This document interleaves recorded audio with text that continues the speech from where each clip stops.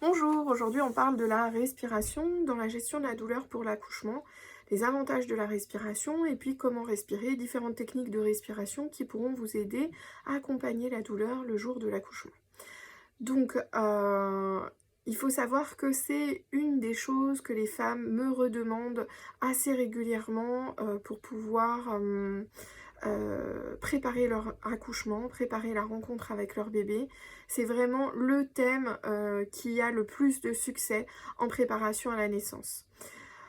Parce que il y a forcément une phase, même si vous faites le choix d'une péridurale, où vous allez avoir besoin d'accompagner les contractions, de respirer sur vos contractions, et du coup, avoir quelques techniques, un peu d'entraînement ne fera pas de mal. D'abord, on va voir les 4 avantages de la respiration. Le premier avantage, c'est de s'oxygéner soi-même. Si vous êtes en train d'avoir mal, quelle que soit la douleur, qu'on soit homme ou femme, on va avoir tendance à hyperventiler, c'est-à-dire respirer comme ça. Et quand on fait ça, on ne peut pas faire ça longtemps parce qu'on est vite étourdi, on a la tête qui tourne, on ne se sent pas bien du tout. D'accord? Donc c'est vraiment essentiel d'avoir une respiration la plus lente possible, la plus profondément possible. Et donc on va respirer.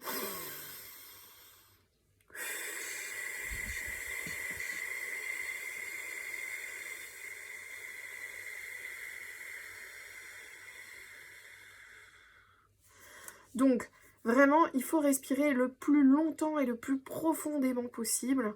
Et donc, il faut vraiment, vraiment pas hésiter à respirer profondément le plus longtemps possible. Alors évidemment, quand on a mal, ce sera forcément un petit peu plus court, mais on fait le maximum qu'on peut. Donc pour s'oxygéner soi-même, c'est la première raison. La deuxième raison, c'est pour oxygéner le bébé. C'est vrai que ça, c'est plus une motivation qu'une raison, parce que votre bébé, il est considéré comme un organe noble. Il faut savoir que le corps humain a cette faculté qui est très bien faite, que si on manque d'oxygène, pour un choc, un accident, peu importe, eh bien l'oxygène va aller en priorité aux organes nobles, c'est-à-dire le cœur et le cerveau. D'accord? En cas de grossesse, le bébé est considéré comme un organe noble. Donc si vous manquez d'oxygène, tant pis pour les doigts et les orteils, mais qui auront moins d'oxygène du coup, mais votre bébé aura l'oxygène en priorité. Et ça, c'est vraiment essentiel. Donc ça, c'est la deuxième raison, plutôt une motivation, parce qu'il ne manquera pas d'oxygène, mais de vous dire que de bien respirer, ça va aussi aider votre bébé. La troisième raison, c'est l'oxygénation des muscles de l'utérus. D'accord? L'utérus est composé de muscles et un muscle qui est mal oxygéné, ça fait une crampe. Une crampe, ça peut faire très mal. Il n'y a pas besoin d'être une femme pour savoir qu'une crampe, c'est pas forcément l'idéal. Et donc, l'idéal, c'est de respirer pour bien oxygéner le muscle. Et un muscle bien oxygéné va permettre moins de douleur, du coup. Voilà. La quatrième raison, c'est la diversion. Pendant que je pense à respirer, je ne suis pas concentrée sur ma douleur, je ne suis pas concentrée sur mon ressenti. Donc, je vais vraiment être concentrée sur la respiration elle-même. Et pour ça, il y a soit on compte tes respirations, j'inspire, je souffle, j'inspire, je souffle, j'inspire, je souffle, j'inspire, je souffle, j'inspire, je souffle, etc. etc. D'accord? Là, on l'a fait à peu près sur la durée d'une contraction. C'était une contraction plutôt courte. Il faut compter 5 à 6 respirations pour une contraction. Donc, je compte sur la respiration. Je peux aussi compter sur l'inspire et sur l'expire. Donc, j'inspire, je souffle.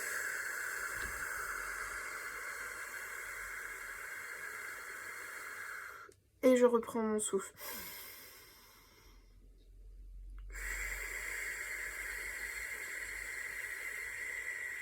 Je souffle. Voilà, donc ça, c'est l'expiration et l'inspiration. Donc, je compte sur l'inspire. Il faut aller 4 à 5 pour l'inspire. Et je souffle sur 6 à 8 temps voilà, pour pousser au maximum mon expiration. Le troisième outil de respiration, c'est de visualiser un rectangle. Donc, vous avez ce rectangle. Je vais inspirer sur cette partie du rectangle. Donc on va le faire dans ce sens-là. J'inspire, je souffle. Et puis de nouveau, j'inspire, je souffle. J'inspire, je souffle. Et du coup, je visualise mon petit rectangle, j'inspire et j'expire suivant la longueur du côté, hein, puisque l'inspi est plus courte que l'expi. Ok? Voilà. Le quatrième outil, si je compte bien, on a vu je compte mes respirations, je compte les temps sur les respirations, je fais l'expi et l'inspi. Le quatrième outil, c'est le Winner Flow. Donc, c'est ce petit sifflet de la marque Stimed. Je vous mets la vidéo que j'ai complètement consacrée à ce sifflet qui a un pouvoir hypnotique et qui va vous aider à vous concentrer sur votre respiration.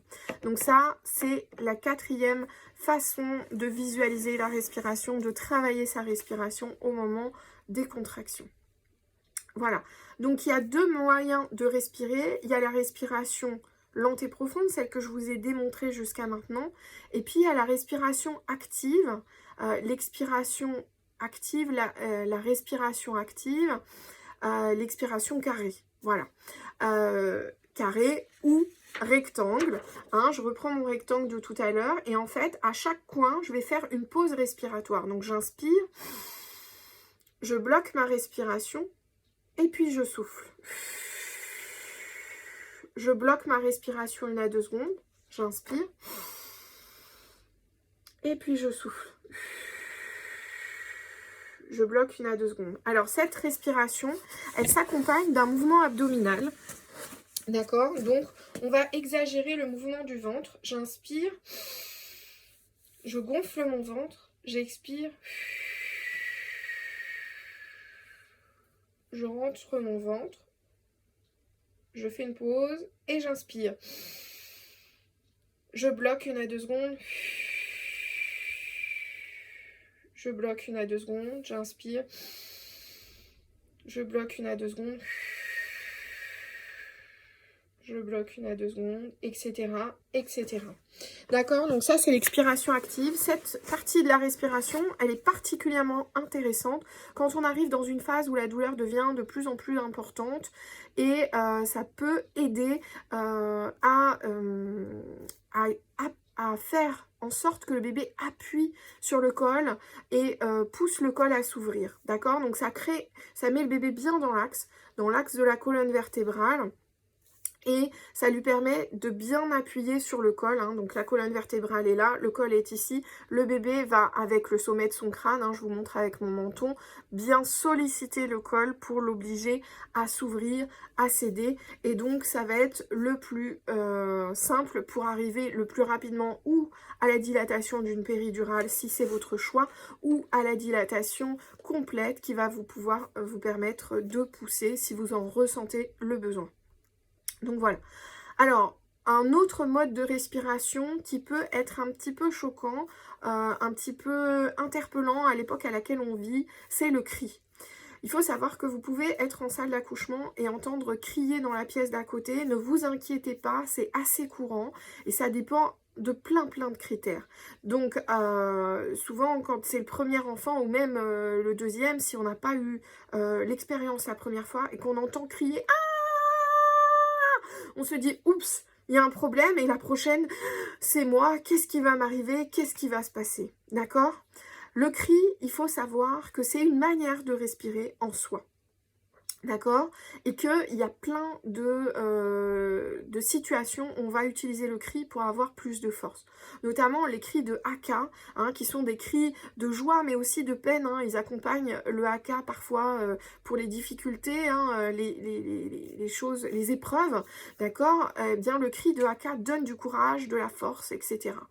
Et vous avez aussi évidemment les tennisman ou woman qui vont crier quand ils vont taper dans la balle pour avoir plus de force, plus de puissance. J'ai vu il n'y a pas très longtemps aussi que les boxeurs faisaient un petit quand il tape dans le sac pour un petit peu relâcher la pression. Et parfois, ça s'accompagne d'un son, d'accord? Et le fait de respirer comme ça, de manière sonore, ça peut donner de la force et de la puissance et il n'y a pas du tout de souci au fait de crier. Par contre, si vous avez besoin de crier, hein, souvent on se dit oh là là, non non, moi je crierai pas, je vais me contrôler, il n'y a pas de souci, mais parfois c'est incontrôlable et c'est pas grave. Par contre, il y a des choses qui peuvent aider. La bouche et le périnée ont un lien, et donc quand on va avoir la bouche toute molle et ouverte, on va plutôt ouvrir la sortie pour le bébé, ouvrir l'espace, faire de l'espace au bébé, et donc c'est vraiment quelque chose qui peut aider. Et donc plutôt que de faire des cris en où la bouche est fermée et du coup le périnée fermé, si vous avez conscience de votre périnée, vous allez sentir votre vulve, votre vagin qui s'est un peu contracté, et donc c'est un peu dommage de fermer la porte au bébé au moment où il va sortir. On va privilégier les sons graves pour ouvrir le périnée et avoir la bouche plus ouverte. Oh.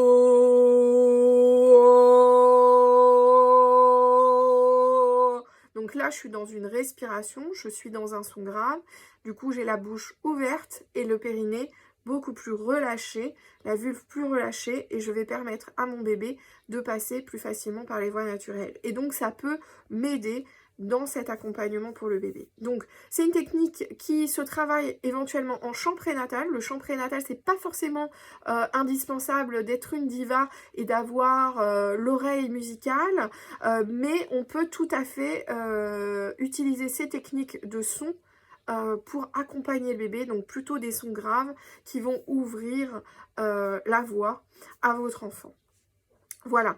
Donc je pense que je vous ai tout dit pour la respiration. Je réfléchis un petit peu. Ça m'a l'air assez complet. Je vais vous dire à bientôt pour un prochain épisode. N'hésitez pas, si vous avez des questions, à me les poser directement ou à me mettre un commentaire. J'y répondrai le plus possible. Je vous souhaite une excellente journée. Si vous êtes en cours de grossesse, je vous souhaite une belle fin de grossesse. Si vous êtes proche d'accueillir votre bébé, je vous souhaite une belle rencontre. À très bientôt. Ciao, ciao.